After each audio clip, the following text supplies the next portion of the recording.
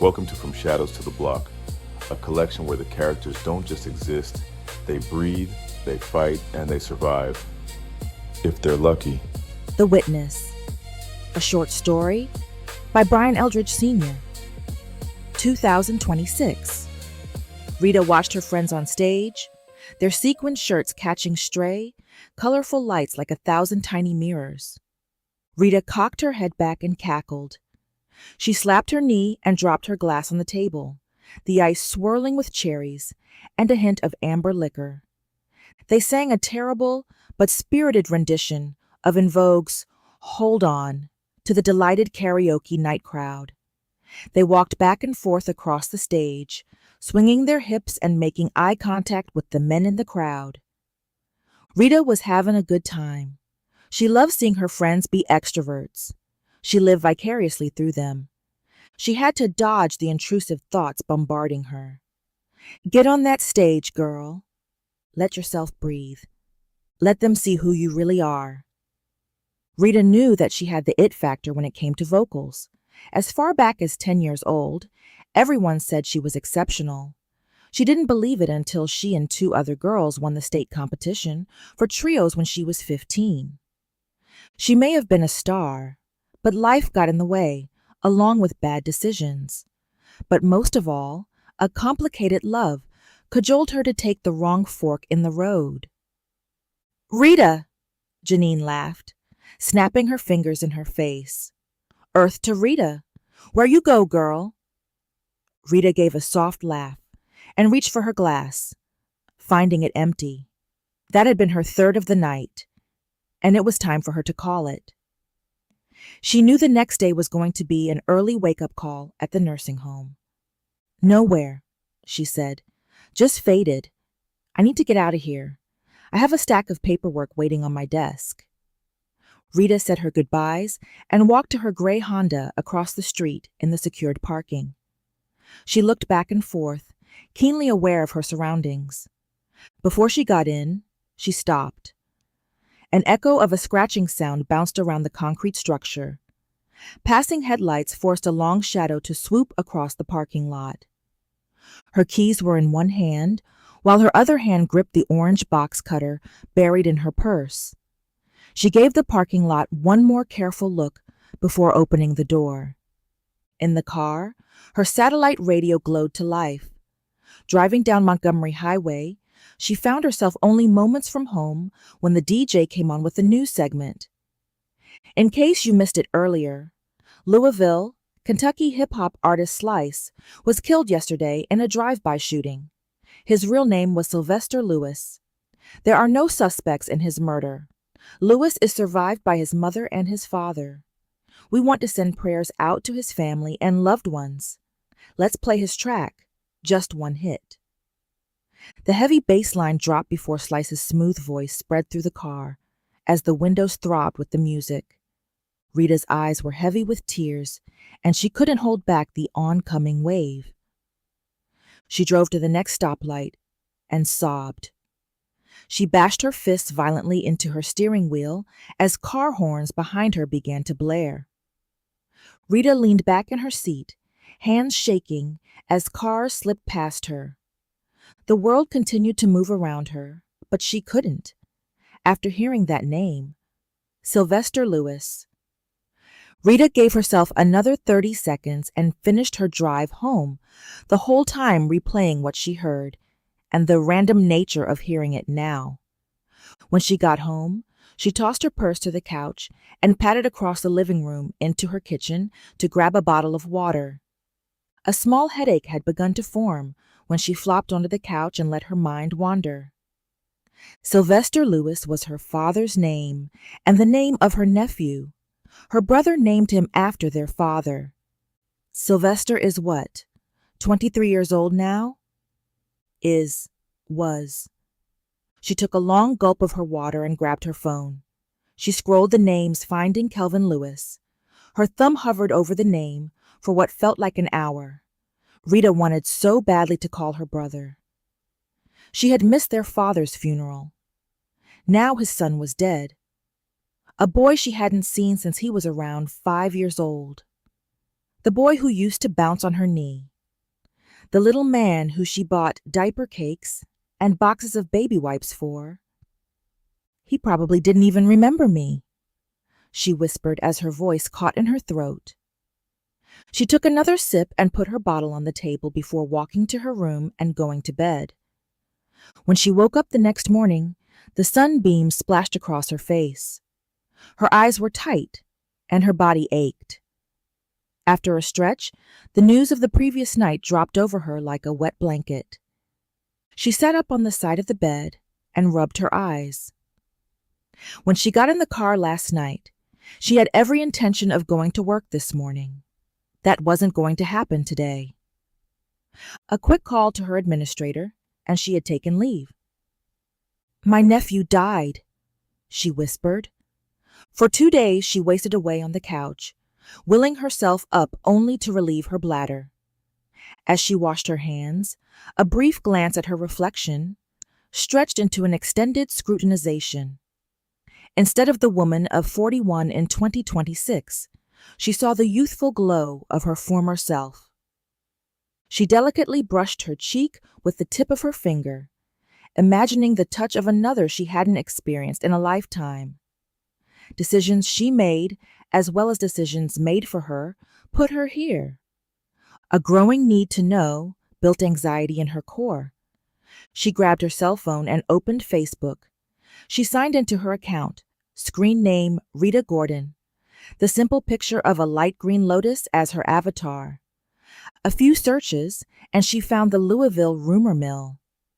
I heard his girlfriend put a hit on him. He got robbed.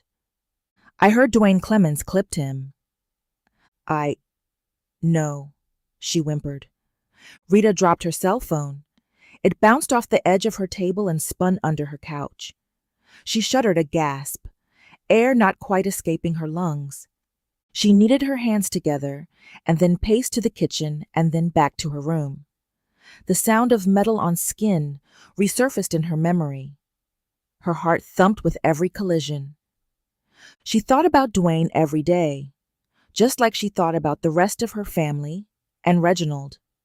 When she was 16, she and her friends were going to the movie theater to watch Scary Movie. When they got there, they were turned away since it was an R-rated movie.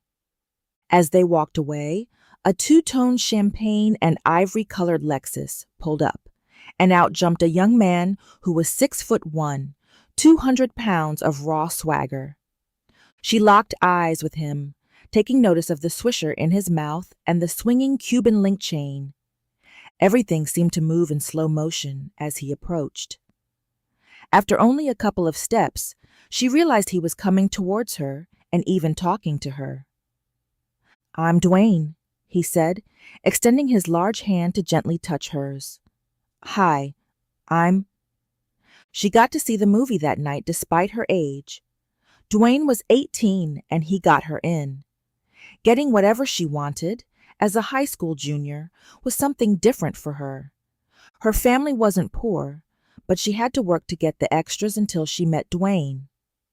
Once their relationship was established, he showered her with everything she wanted. Her parents didn't approve. They had an idea of what he did. She knew too, deep down. But if she didn't see it, the lifestyle blinded her to everything else. She went to prom in a stretched Hummer on 26-inch rims.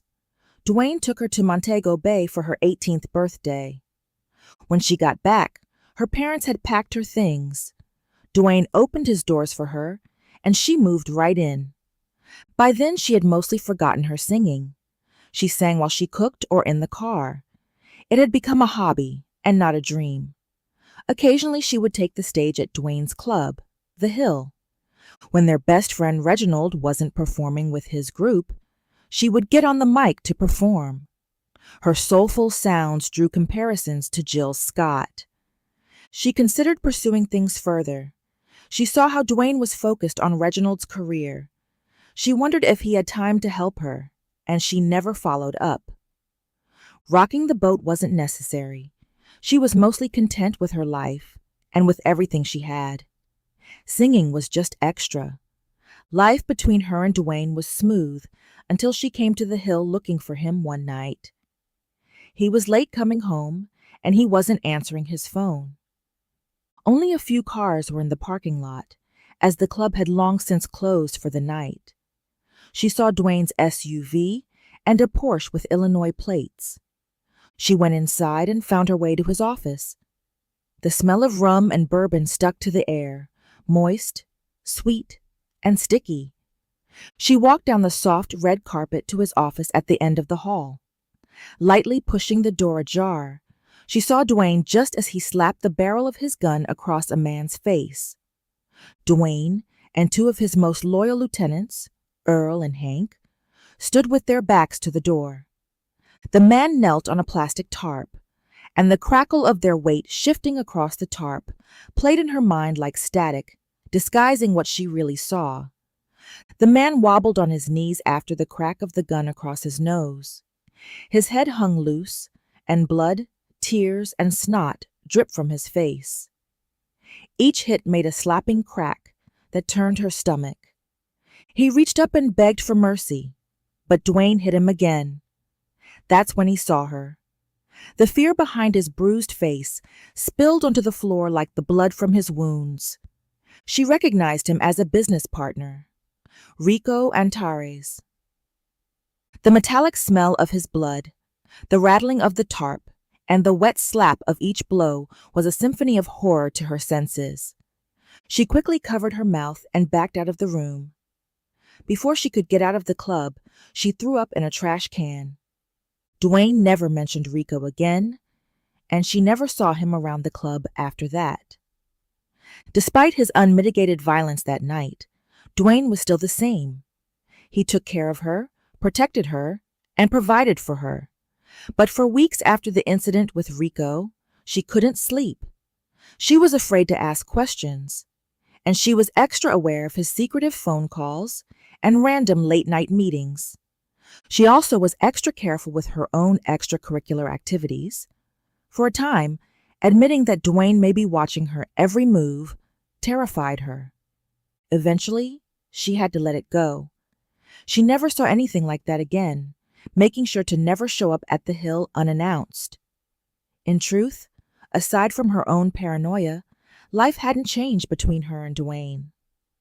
By the time they had been together for 7 years, Duane was considering moving from his criminal enterprise to the music industry. Reginald had blown up. Duane was managing his career and his organization. She was 23, the same age as Reginald, actually. It wasn't too late for her, and she knew Reginald would be supportive. He always pushed her to chase her dreams. So asking Duane to help her break into the business was a natural progression. She knew he would do it, especially with Reginald also backing her. He would do anything for her. But life threw an unexpected curve her way. She was trying on a pair of Manolo pumps at Nordstrom when a woman in a dark pantsuit approached her and sat beside her. When they made eye contact, she could see a cold, businesslike stare aiming back at her. A quick feeling of surprise was replaced by her questioning this intruder's audacity. "Excuse me, why are you in my personal space?" The woman gave a half smile, almost smug. Then she reached out a cold, pale hand to shake. "Hi, Zorah. I'm Agent Keller," she said. "I'm with the FBI." Everything moved quickly after that.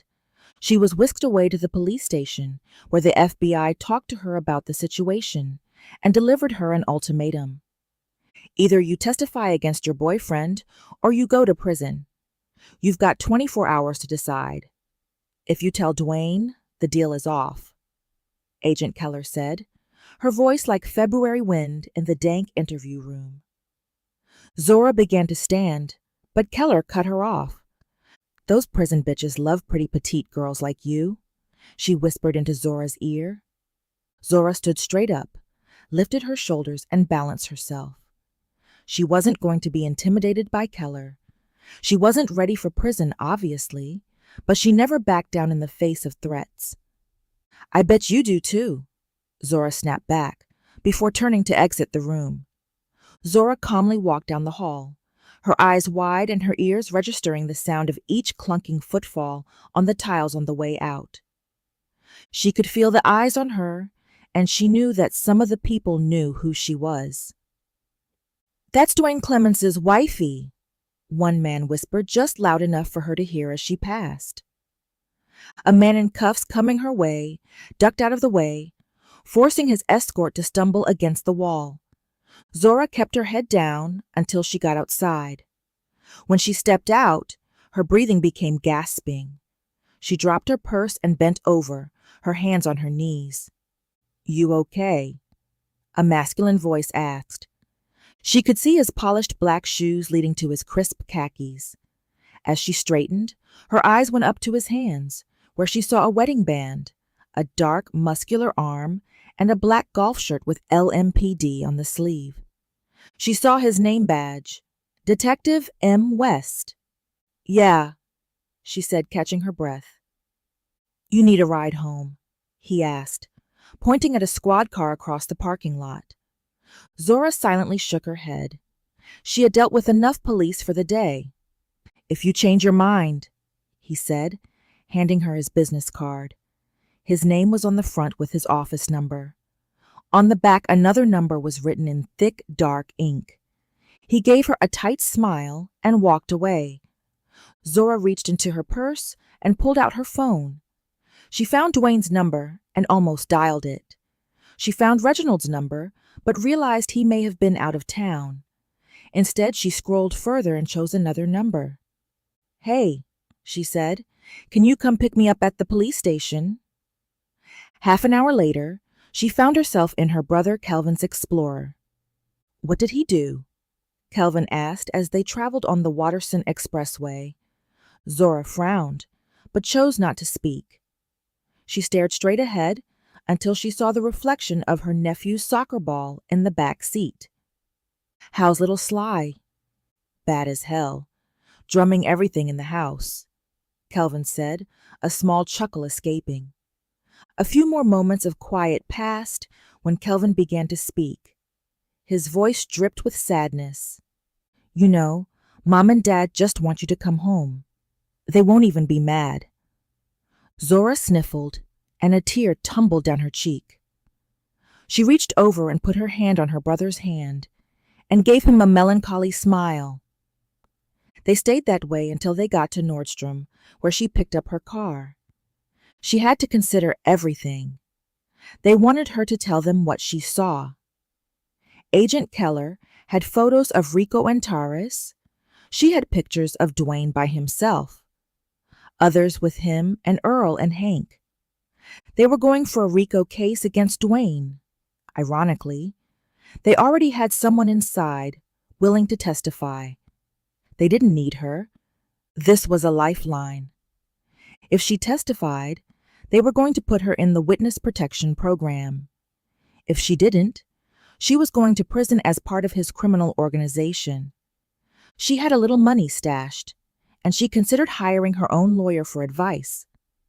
The thought that this was all a trick was a possibility too. Maybe they didn't have anything, and she was going to be the first domino to fall. For a few minutes she considered that possibility, and her mind began to calm. Then her phone buzzed. It was Reginald.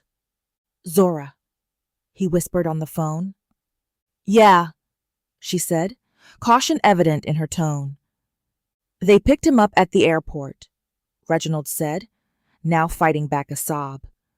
Zorah lurched upright, but she couldn't make her legs move from their spot. Her bare feet gripped the carpet. She was feeling physically sick. She covered her mouth as the taste of bile built up on her tongue. "Who picked him up?" she whispered sharply. "The FBI," he said, his words ragged. "They're coming to the house any time now. Just be cool. Zorah, Zorah let her arms swing to her sides, the phone swaying like a pendulum. She willed herself to lift the phone. The timetable had sped up dramatically. She didn't have 24 hours anymore. "Agent Keller," she hissed, "I'll take the deal." Zorah's life quickly became turbulent. She was taken into protective custody without a chance to talk to anybody she knew or loved. The agents emphasized that Duane's organization would purge dead weight. She knew too much, and she needed to leave Louisville immediately.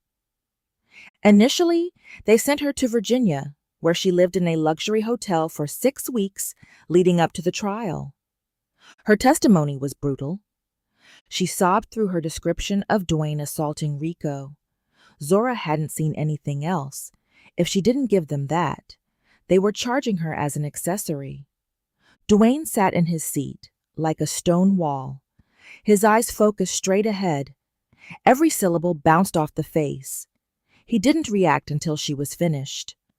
"Nothing further, Your Honor," said the U.S. attorney. Zorah hadn't talked to Duane in weeks. This was likely her last chance to say anything to him. Desperately, before she stepped out of the witness booth, she pleaded into the microphone.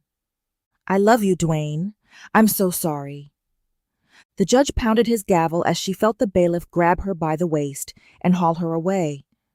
That moment, Duane's face softened for just a moment. He buried his head into his hands as she was forced from the room. After the trial, she was given a new identity and relocated to Birmingham, Alabama. Rita Gordon was born. She stared at a picture of Slice on his Facebook fan page, thumbing the image. He looked like her father. A shuddered breath crossed her lips, and she shoved the phone into her pocket. She dabbed her eyes with a tissue and walked to her closet. She found a duffel bag and filled it with clothes, shoes, and cash. Her determined walk carried her to her sock drawer, where she pulled out a nickel-plated .9 millimeters. She put it in the bag and covered it with underwear. When she got into her car, she gripped the steering wheel like she was holding on for her life. Her stomach burned and her feet were tingling. She was about to break the rules of witness protection. She had always been diligent. That's who Rita Gordon was, the compliant stickler who battled from CNA to assistant administrator. But that wasn't her. Not really. She was Zorah Lewis. Zorah was creative, audacious, and presently loud without a word. She didn't want to dim her shine anymore. Rita survived the trauma. Zorah wanted to thrive. Her family needed her, and she wanted to start showing up for them. The trip up I-65 was surprisingly smooth. Aside from the usual bumper-to-bumper traffic in Nashville, there were no physical obstacles. Emotionally, she knew the road ahead would be worse. Hank was in prison, somewhere in the Northeast. Earl died in prison, cancer. Gerald, the other crony who had turned on Duane, was unaccounted for. And Duane? He was serving life in prison. What Zorah did know is that she'd see her brother, her mother, her sister-in-law, and several other family members. She wasn't ready to see anybody, but she needed to face those fears. They'd recognize her pretty quickly. She hadn't changed much. Her hair was now cut short instead of the bouncy coils she had in her early 20s, and her hair was now dyed blonde. She wore glasses, and she had put on a little weight from her size 8 frame nearly 20 years ago.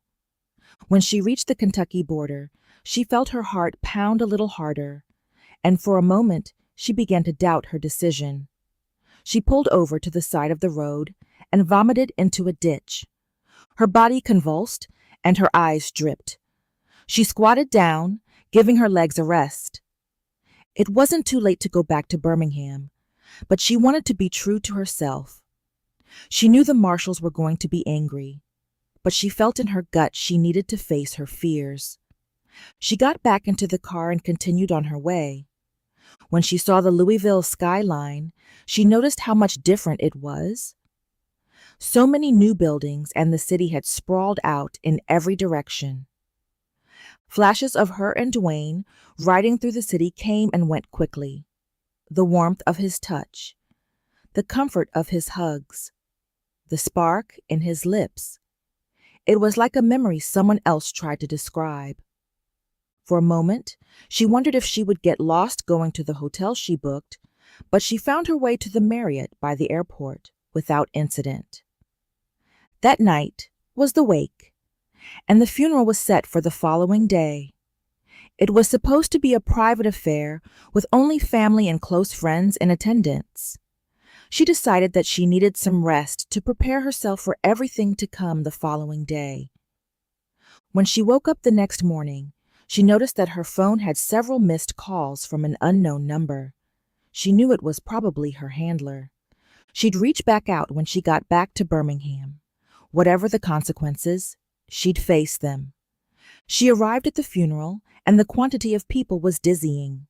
Cars were lined up and down 4th Street. People were blasting his songs out of their cars. There were tables with people selling T-shirts. "Ma'am, get your commemorative Slice T-shirt, just $35, one man said, grabbing her forearm. She frowned and snatched away from him and kept walking until she ran into the throng of people. Some mourners, others just looky-loos. Cameras flashed, and cell phones were raised all over as the limousine pulled up in front of the church. From the distance, she could see her brother, his wife Tisa, and her mother Claudine. She covered her mouth as the tears overwhelmed her. The reality of the situation settled in. Her nephew was dead. Her ex-boyfriend likely was involved. Zorah worked her way through the crowd and found her way into the line to get into the church to view Sylvester's body. She listened as people continued to talk about what happened. That white girl got him killed. Him and Telly got caught up. Slice killed a dirty cop and got set up. Slice was dealing dope on the side. She didn't know what to believe, but she felt Duane's shadow looming over the entire situation. Even if he didn't do it, he knew who did it. By the time she made it to the front of the church, the praise team was singing, "Now Behold the Lamb." Zorah held a worn tissue to her face as her tears warmed her face. She walked up to the casket and leaned over him. He was so still. She just kept waiting for him to breathe. All Zorah wanted was for him to open his eyes and tell them it was all a mistake. As a breath caught in her throat, she felt warm hands on her shoulders. She gasped and turned to see her big brother, Kelvin. He was as handsome as ever, his tall frame filled in, his brown skin still smooth. He had a graying beard wrapped around his big white smile. "Sis," he whispered as he took her deep into his arms. Zorah melted. The cries came in waves so deep that she felt like she would drown in emotion. She was so lost in the atmosphere that she didn't realize she was sitting on the floor, her face buried in her knees. "Baby girl," a soft voice said. A thin, warm hand touched hers, sending calming vibes all through her body, the kind of comfort that only came from a mother. She looked up and saw her mother, Claudine. Kelvin helped Zorah to her feet, and she embraced her mother so tight that she feared she would crush her frail bones. They stayed like that for what felt like hours, but it was only minutes before Kelvin helped Zorah to a seat between himself and Claudine. As they sat through the service, Zorah thought about everything she missed over the last 18 years. All the birthdays and graduations, Slice's first album, her father's illness and death. But she vowed to do her best to make things better going forward. After the service, her mother pointed out that someone in the back was watching her. Zorah's immediate thought was that the marshals were coming to collect her. A worse thought was that Duane's people were going to kill her, just waiting for the right time. When she saw who her mother was pointing to, she recognized his face. It was Detective Malcolm West, the man she met all those years ago at the police station. He smiled at her and nodded. "He's handsome," Claudine said with a grin. "He's married, Mom," she whispered, her arm looped in her mother's elbow. "Or he used to be."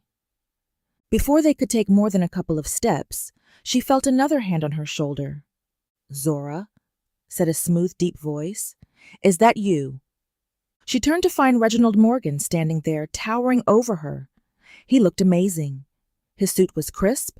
His beard was well manicured. He was wearing $500 shades, and he smiled like he didn't have a care in the world. Beside him was his wife, Grammy Award winner, Yvonne Summers Morgan. Yvonne was gorgeous. Her burnt caramel-colored skin glowed despite the darkness of her attire. "Reggie, you're here?" Zorah hugged him tight and shook Yvonne's hand. "Miss Summers, it's an honor," she said. Yvonne gave her a warm smile with a two-handed handshake. "I'm just glad to be here to support Slice's family," she said. Zorah looked at Reginald, and they stared at each other for a second longer than necessary. There was a lot they needed to talk about, but now wasn't the time. "Call me," Reginald said, passing her his card. Zorah gave him a smile, but she wasn't sure how she felt about that. Was he flirting with me? What does he really want? Before she could think more, she heard Reginald yell out, "He misses you." Zorah stiffened, but kept walking. There was so much history in those 3 words. She couldn't process it all. At the repast, she sat with her family and tried to catch up a little, though it was difficult with so many people walking by, paying their respects. There wasn't time for meaningful conversation. She valued every second she had with them, but the best she could do in this situation was comment on how happy she was to see them. "It's just so good to be with you, Mom," she found herself repeating. She'd always follow that up with a squeeze of her mother's hand and a smile that she couldn't control. As people began to clear out, Zorah stood outside on the sidewalk as the crowd thinned out. She held the obituary in her hand, studying her nephew's face. She admired his chiseled face and his freshly twisted locks. "I wish I could have known you," she whispered. "He was a good kid," said a voice behind her. Reginald walked up beside her and stood, his hands in his pockets. His platinum watch, encrusted in diamonds, caught the sunlight like a prism. She noticed he had his suit jacket unbuttoned now, showing he wasn't a skinny kid anymore. He was sporting his dad bod. "You knew him?"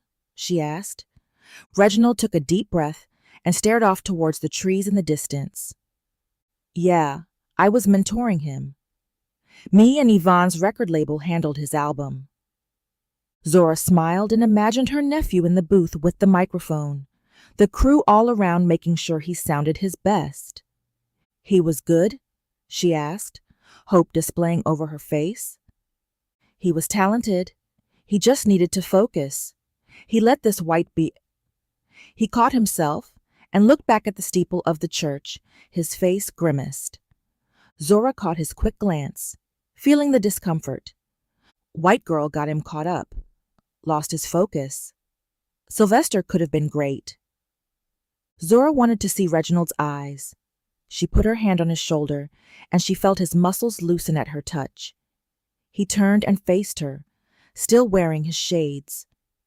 She reached up and removed the sunglasses and held them to the side. His eyes were glossy. He blinked a couple of times and looked away. "Reggie? Who killed him?" Reginald looked up into the sky. His mouth opened and he started to speak, but he stopped. Then he looked at Zorah. Their eyes met for a moment, and Reginald could see the desperation behind the cool demeanor that masked her face. "It's complicated," Reginald said. "Slice did something real stupid and got caught up in the aftermath." Zorah shifted her weight to one side and frowned. Her eyes tightened and her jaw clenched. "Was it Duane?" she said softly, the crack of Duane's gun across Rico's face playing in her mind. Reginald looked around and wiped his mouth. He cleared his throat softly. "I saw him right before he died. I told him to run. He went home to get that girl and his homeboy." Reginald started. Zorah's mouth hung open. Her throat was dry and her breath paused in place. She needed the answer to be no, but she knew as well as anybody that it was more complicated than that. "It was a goddamn bloodbath," Reginald hissed, as a tear got caught in his beard. He should have ran when he had the chance, he continued, his voice breaking more with each word. Zorah pulled Reginald close, and they embraced. Reginald sniffled as Zorah softly sobbed into his chest. Reginald slowly separated them and looked at Zorah and gave her a sad grin. I should have told you to run too, he said. I would have paid for you to stay gone as long as you needed to. Zorah crossed her arms and stared towards the street, watching 2 cars drive by. She didn't want to meet his intense gaze. When have you talked to Duane? She asked. A few times a month, he said. He has a burner. Zorah scoffed before chuckling wryly. Figures, she said. They stood there quietly for a moment until it became uncomfortable. So many unsaid words in nearly the last 2 decades. They both began to speak at the same time. Can I, she said, as he said, Can you give me his number? She asked. Reginald crossed his arms and rubbed his chin across his collar slowly. He could see she was serious. You still sing? Reginald asked. Zorah laughed out loud. Her laugh slowly turned into a kind of laugh that settles in your chest. Not really, she said. You need joy to really sing. Reginald nodded almost imperceptibly. What about you? You still singing? I haven't seen an album or tour from you in a long time. Reginald reached out, his palm up. Let me see your phone, he said. She handed over her phone while awaiting his answer.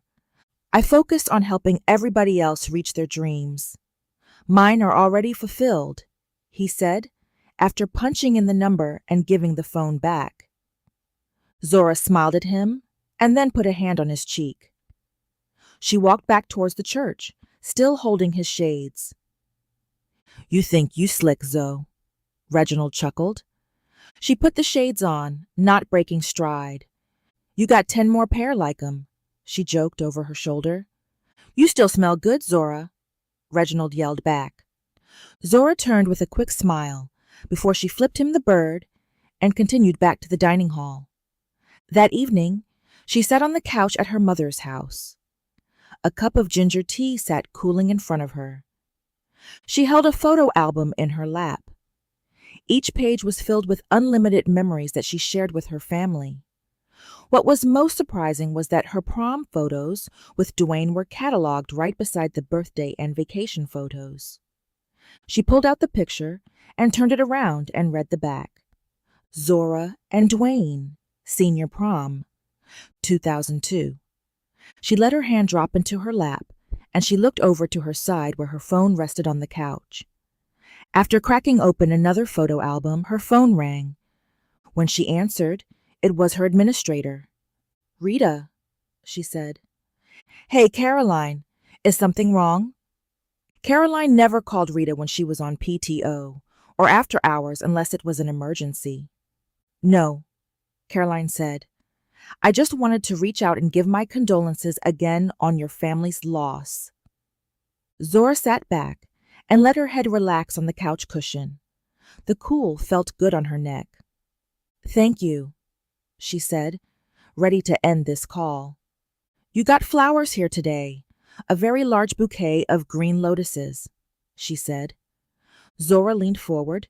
The photo album crashed to the floor. I did? Did you guys buy me flowers? Caroline groaned through the receiver. Zorah could hear her chair squeaking. No, we were waiting until you got back. Zorah swapped her phone to the other ear. What did the card say? Zorah could hear the card rattling in Caroline's hand as she worked it open. That's weird, Caroline said. What? Zorah snapped back quickly. Caroline began reading the note. Rita, I would never hurt you. Forever yours, D. Thank you for walking these streets with me. From shadows to the block is a world woven from these lives and desperate moments. None of them exist alone.